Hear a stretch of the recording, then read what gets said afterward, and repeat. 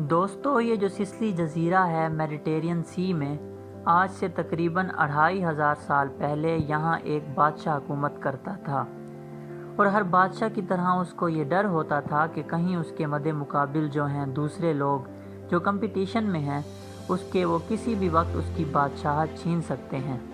ہر بادشاہت کو اور ہر بادشاہ کو یہ ڈر ہوتا ہے۔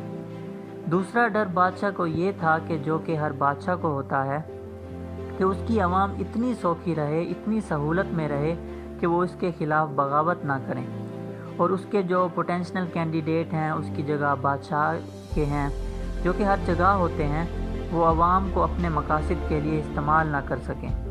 تو ان دو خوف کے درمیان اور اس طرح کے باقی خوف جو کہ ہر بادشاہ کو ہوتے ہیں تو وہ اس کو تھے، اور وہ ان کے درمیان زندہ تھا اور حکومت کر رہا تھا، اور وہ اتنا خوف زدہ تھا جہاں وہ رات کو سوتا تھا اس کے گرد، اس جگہ کے گرد ایک گہری خندق تھی جس کو کوئی عبور نہیں کر سکتا تھا۔ رات کے وقت اس کے محافظ ہوتے تھے تاکہ اگر اس پر کوئی حملہ کرے تو اس کی بچت ہو جائے، اور وہ اتنا خوف زدہ تھا کہ وہ اپنی شیو بھی کسی اور سے نہیں بنواتا تھا، بلکہ وہ اپنے بیٹوں سے بھی نہیں بنواتا تھا کہ کہیں اس کے بیٹے اقتدار کی لالچ میں آ کر اسے قتل نہ کر دیں۔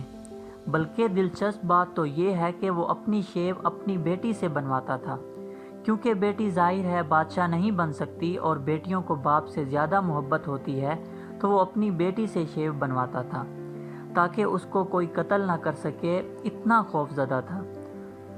لیکن آپ جانتے ہیں یہ خوف بادشاہ سمجھ رہا تھا یا وہ لوگ جو اس طرح کے عہدوں پر ہوتے ہیں ان کے ذہن میں ہوتا ہے؟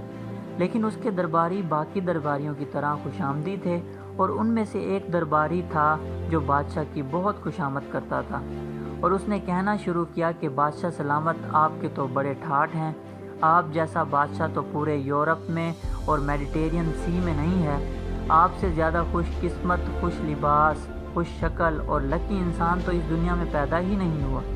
اس طرح کی بڑی بڑی خوشامد کرتا تھا۔ بادشاہ ظاہر ہے اس کے فیر اس کے اندر تھے، اس لیے چپ ہو جاتا تھا۔ ایک دن اس کی بہت زیادہ تعریف کی تو بادشاہ نے کہا کہ میں بہت خوش قسمت ہوں۔ درباری نے کہا جی حضور بالکل۔ بادشاہ نے کہا اچھا ٹھیک ہے، کیا تم کچھ دن بادشاہت انجوائے کرنا چاہو گے؟ اب خوش آمدی لوگ ظاہر ہے ڈیپ تھنکر تو نہیں ہوتے، اور وہ اپنا الو سیدھا کرنے کے لیے بات کر رہے ہوتے ہیں۔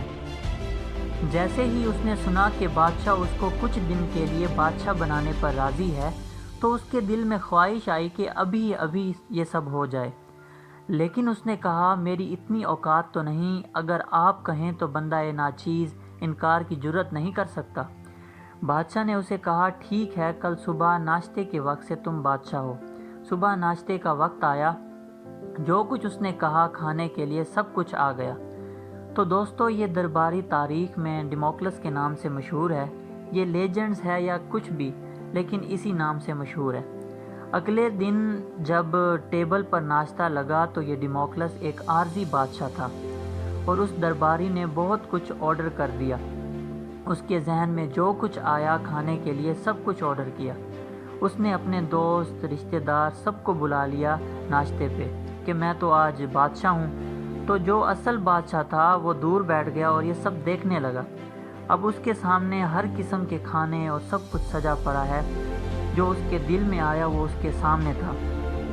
بڑا خوش تھا۔ اب وہ کھانا شروع ہوا، لیکن اس نے غور کیا کہ جو سامنے لوگ بیٹھے ہیں وہ بار بار اوپر دیکھتے ہیں۔ تھوڑی دیر تک وہ یہ دیکھتا رہا تو بے چین ہو کر اوپر کی طرف نظر ڈالی تو اس نے دیکھا کہ اس کے سر کے عین اوپر ایک سیدھی تلوار لٹک رہی ہے، اور وہ تلوار چھت کے ساتھ ایک گھوڑے کے بال سے بندھی ہوئی ہے۔ اس ڈیموکلس کی تو جان نکل گئی کہ یہ تلوار کسی بھی وقت نیچے گرے گی اور میرا خاتمہ کر دے گی۔ اب وہ جو اس کے سامنے زبردست کھانے پڑے ہوئے تھے وہ اس کے لیے بے معنی ہو گئے، اور وہ ویٹ کرنے لگا کہ یہ کب ختم ہو اور میری جان چھوٹے۔ تھوڑی دیر بعد کھانے کا سلسلہ ختم ہوا اور اس کے وزیر نے کہا، جو کہ عارضی وزیر تھا، اس نے کہا بادشاہ سلامت اب دربار میں چلیے، کچھ لوگ آئے ہیں اپنی عرضیاں لے کر، ان کو سنیے۔ بادشاہ تو پہلے انتظار میں تھا کہ اس کی جان چھوٹے اس خونی ناشتے سے جس میں کسی بھی وقت کیچپ کے ساتھ اس کا خون مکس ہو سکتا ہے، تو وہاں سے بھاگ کر جلدی اپنے وزیروں سے بھی پہلے وہ دربار میں پہنچ گیا۔ دربار میں جب پہنچا تو سامنے ایک ایک کر کے سائل آنے لگے۔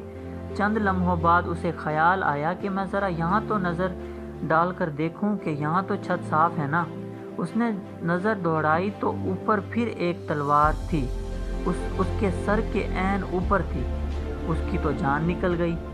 اب جو سامنے سائل آ رہے تھے ان کی درخواستوں سے زیادہ مسئلہ اس کو تلوار سے تھا کہ یہ کب ہٹے گی اور یہ دن کب ختم ہوگا۔ وہ بار بار ادھر ادھر دیکھتا کہ یہ دن کب ختم ہوگا اور میری جان کب چھوٹے گی۔ تو یہ اتنے سخت لمحے تھے کہ دوستوں کہ وہ انہیں برداشت نہیں کر سکا، بلکہ اس نے کچھ دیر بعد بادشاہ کا تاج اور شال اتاری اور ہاتھ جوڑ دیے کہ حضور میں بادشاہ نہیں بن سکتا۔ تو بادشاہ نے کہا، بتاؤ کتنا خوش قسمت لگا میں تمہیں۔ جو ڈیموکلس تھا وہ بادشاہ کے پاؤں میں پڑ گیا اور کہا کہ مجھے پتہ لگ گیا ہے کہ جسے دنیا خوش قسمتی سمجھتی ہے کہ وہ اصل میں ہے کیا۔ جو لیجنڈز آپ کے سامنے رکھی وہ اس لیے رکھی کیونکہ اس کا جمہوریت سے بہت گہرا تعلق ہے۔ اس لیجنڈز یا داستان کو وہاں بتایا جاتا ہے جہاں بادشاہ کو خوش قسمت یا لکی سمجھا جاتا ہے۔ اصل میں بادشاہت کے ساتھ یہی مسئلہ تھا اور ڈکٹیٹرشپ کے ساتھ بھی یہی مسئلہ تھا کہ ہر وقت بادشاہ اور ڈکٹیٹر دو خطروں میں رہتے تھے اور ان دو خطروں سے نمٹنے کے لیے اپنے مخالفین کو دبا دیتے تھے۔ دوسرا مسئلہ بادشاہ کے ساتھ یہ تھا کہ اگر کوئی نالائق بادشاہ آ گیا ہے یا کوئی ظالم بادشاہ آ گیا ہے یا پھر اس طرح کا بادشاہ آ گیا ہے جو خاص طبقے یا خاص گروہ کو ضرورت سے زیادہ اہمیت دیتا ہے، تو اس کو ہٹانے کا کوئی طریقہ نہیں تھا۔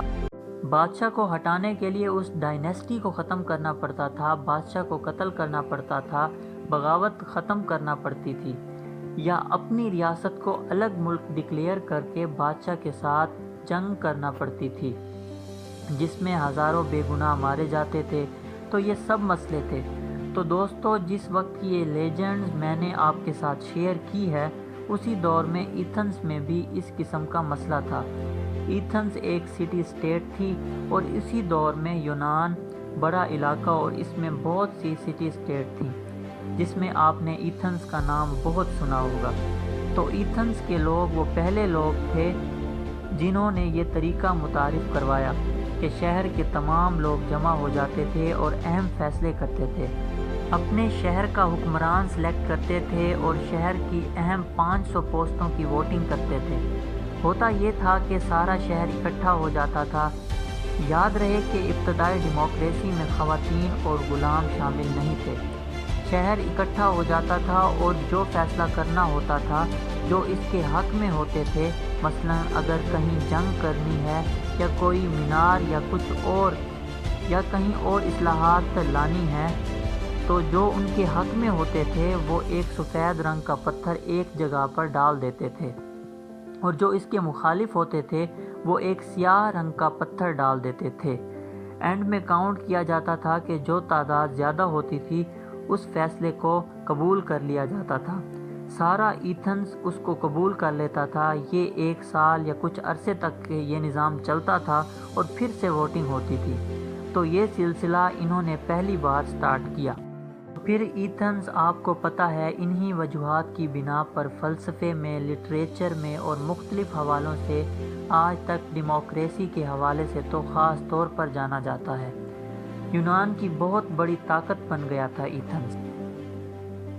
تو دوستو، یہ تھی ڈیموکریسی کی ابتدائی شکل اور چھوٹی سی کہانی بادشاہت کی اور ڈیموکریسی کی۔